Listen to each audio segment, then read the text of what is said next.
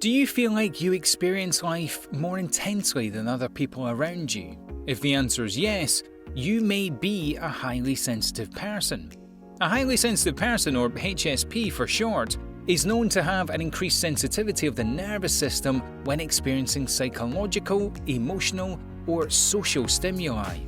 Being a HSP can come with its positives and its negatives, but the first step is finding out if you are in fact a HSP or not. So, welcome back, Psychos. Today we're going to go over 8 signs you're a highly sensitive person.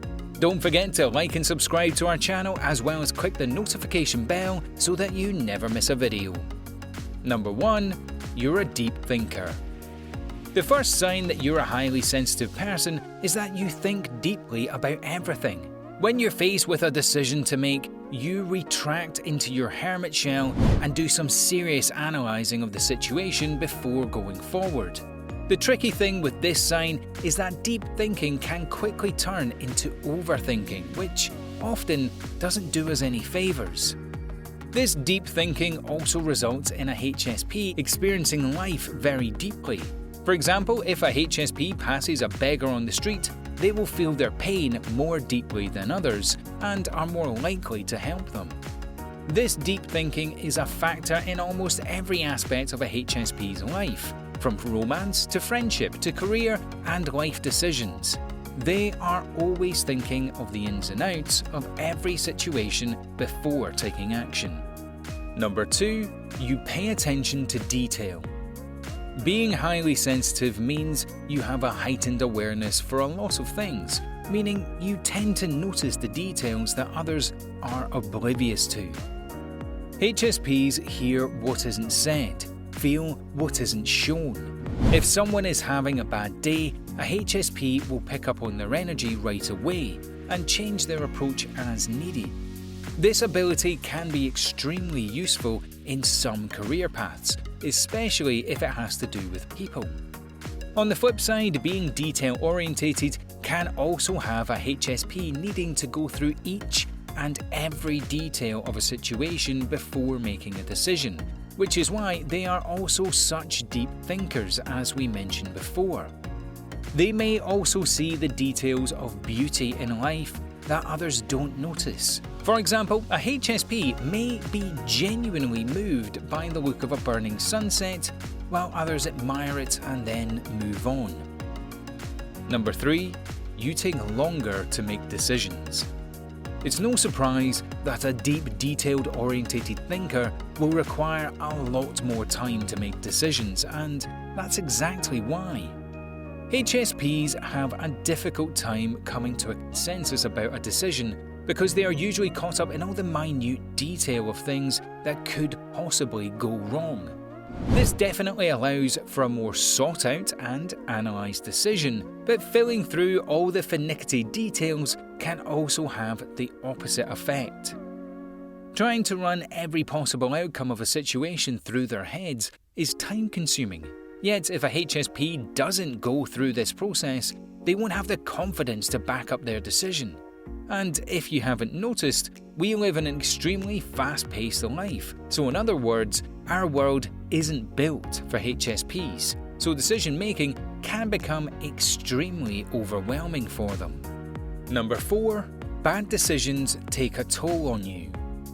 Bad decisions for a HSP are extremely hard to swallow. When HSP finally do end up making a decision and it ends poorly, they take that outcome to heart and can often come down very hard on themselves. Not only do highly sensitive individuals invest so much effort and deep thinking into every decision, making it more difficult to handle a poor outcome, but they also are sensitive to bad news, whether they had anything to do with it or not. So you can imagine the blow to their emotional well-being when something doesn't go as planned. This can create a toxic cycle of thinking they need more time to make decisions because, in their eyes, if something went wrong, they mustn't have thought out all the possibilities during their decision-making process, when in reality, if they didn't place so much anxious importance on the outcome, it probably would have worked out in their favour. Number 5. You're emotionally reactive. The main difference between a highly sensitive person and a normal sensitive person is the heightened emotional aspect. For a HSP, emotions naturally come on so strong that they can't help but for them to take over their mood and behaviour.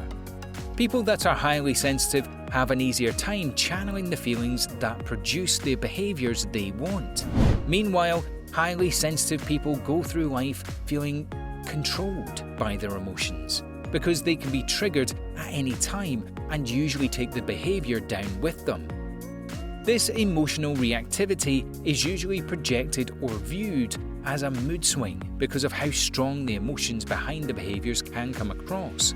However, HSPs have to be triggered by something to cause this sudden change in mood. Emotional reactivity can be seriously exhausting, not only for the HSP, but also for the people closest to them, because seeing life through hypersensitive senses isn't an easy job. Number 6. You are sensitive to other people's emotions. HSPs are extremely empathetic and often take on other people's emotions or mental struggles as their own. They do this involuntarily, yet it gives these highly sensitive individuals a deep insight into how other people are feeling, which feeds a HSP's need for knowing as many details as possible. Having extreme sensitivity to other people's moods and emotions may seem like a mind-reading superpower. However, it can actually create a lot of conflict for HSPs and their relationships with others. Surely these highly sensitive individuals can relate to people like no one else can, but sometimes people don't want you to match their negative energy. Instead, they need someone with higher energy to pull them out of their misery. For a HSP to properly learn to use this tool to help others, it can be considered a true gift. Number 7. Criticisms aren't taken lightly. Just as sensitive people struggle with accepting a poor outcome to decisions they've made, they also struggle with criticism, including self-criticism they tend to give themselves. Let's be real, nobody likes being criticised. Even some form of constructive criticism causes negative self-esteem. However, for HSPs, their strong feelings and intense emotional reactions can make criticism really tough to swallow. HSPs won't just brush criticism off, they will take them into their hermit shell and study them in and out. They will question why they didn't notice this flaw, how could they have, and so forth. So, for some of us, this process sounds like mental torture, but for a HSP, it allows them to properly learn from their mistakes and then make the appropriate changes. Number 8. You can easily become overwhelmed by outer stimulus. Working in a loud library with no headphones is serious torture for a highly sensitive individual.